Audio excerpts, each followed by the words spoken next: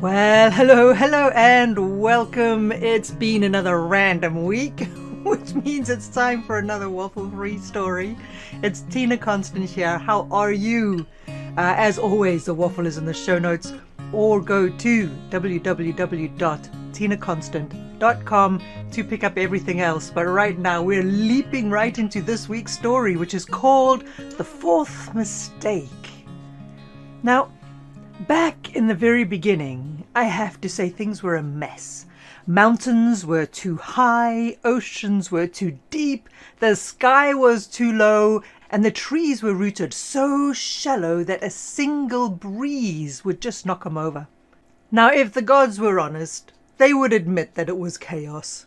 But they weren't honest at all.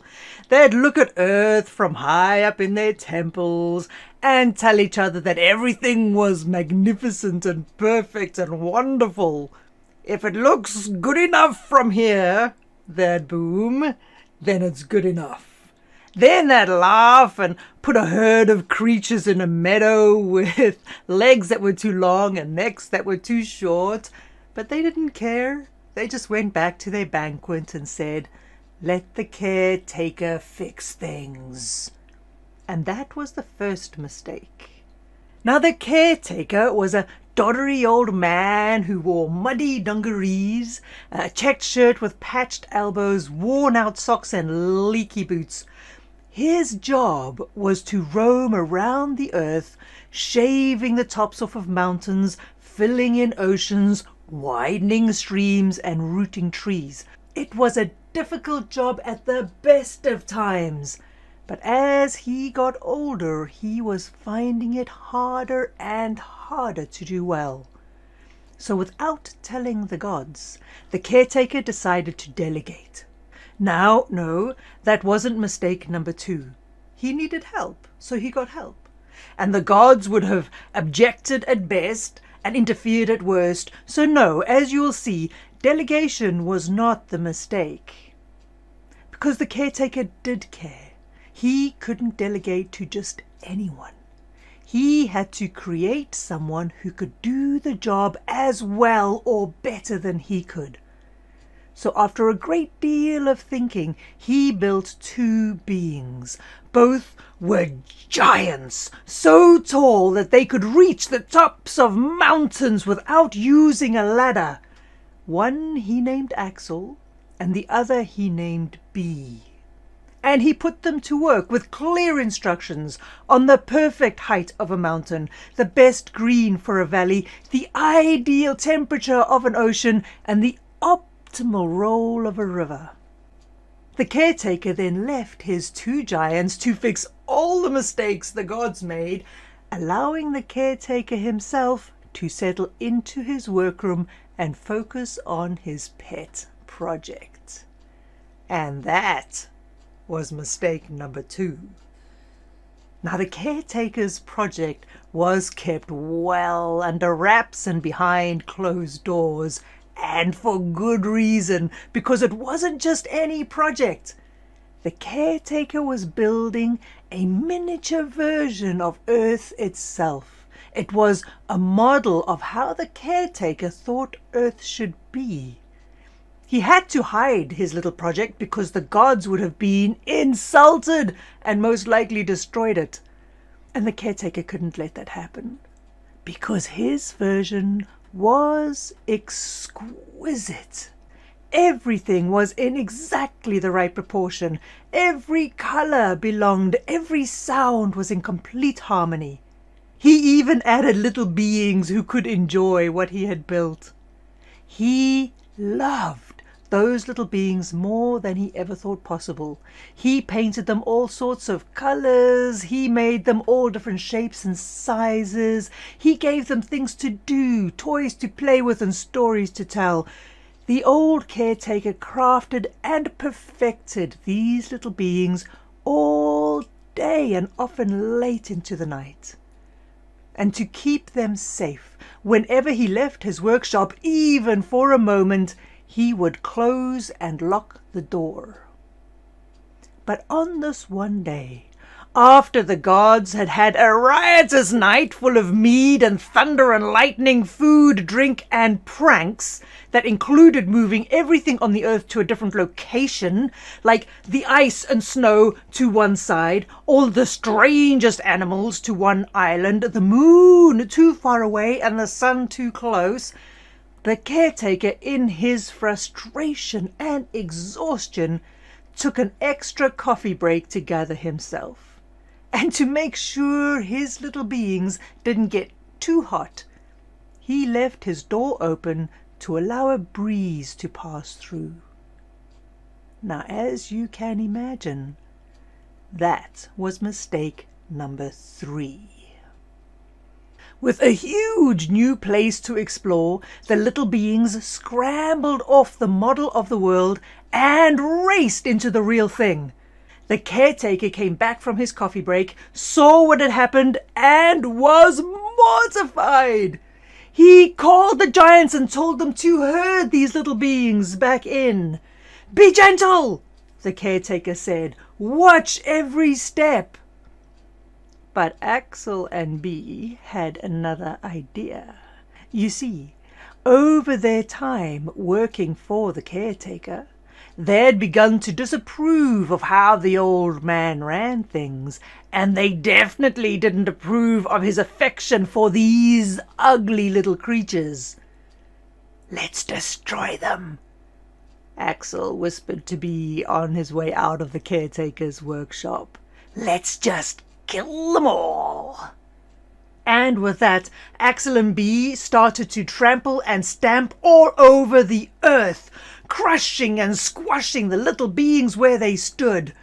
No matter what the caretaker said or did, Axel and Bee kept on going, and the little beings were easy pickings. They had never faced a threat in their lives. Everything up until then had been simple and safe. The caretaker, desperate to save his creations, did the only thing he could think of. He harnessed the wind and all of its knowledge and blew it into the lungs of the little creatures. Now, the wind, even in those early days, knew how to get out of a tight spot. So the little beings, suddenly filled with the wind's know-how, saw the giants coming, scattered, and found places to hide that Axel and Bee could not reach. But the giants hunted and dug until they found the little creatures trapped and shivering in a corner. The caretaker saw this and was so determined to save them that he pulled heat from the sun and blasted it into the hearts of the little beings. With an explosion of passion and desire, fight and courage, the little beings erupted from their hiding places and confronted the giants, forcing them back. But Axel and Bee did not give up, and so the battle between the caretaker's tiny beings and the giants raged. Every time the giants cornered the creatures, the caretaker gave them a new skill, and in that way, quite without planning, the miniature beings became all powerful and almighty. Imbued with the passion of the sun, the speed and cunning of the wind, the strength of the soil, the foresight of dawn and the hindsight of dusk, the little beings waged war with the giants that was so ferocious and so loud that, as you would expect, it eventually drew the attention of the gods.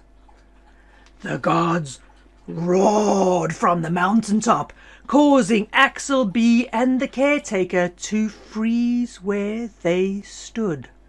But because the little beings were filled with so much power, they didn't shake or tremble at the sight of the gods. Instead, they saw their opportunity to get rid of the giants for good. The little beings whipped up a wind, burrowed deep into the soil and rocks, lit a great fire and pulled Axel and Bee into it, turning them into mighty volcanoes, trapping them 100 miles below the earth, sealing them in tight. This wanton display of strength and destruction bewildered the caretaker and shocked the gods. But again, filled with all that fury, the mini beings turned on the gods and raised their tiny fists. Well, the gods were insulted and stunned. How dare they? So the gods gathered their collective power and were just about to obliterate these insolent little beings when the caretaker did the only thing left to do. He pulled fog from the ocean and shrouded the mini beings in a thick blanket of the stuff, meaning to hide them from the gods, giving him time to explain what had happened and beg the gods to spare them. But the little beings, full of blood and fight, victory and fury, would have none of it. They wanted to stare the gods down and take over the world. So in their madness and arrogance, they sucked the fog in. They breathed it, they inhaled it, and they absorbed every drop of it.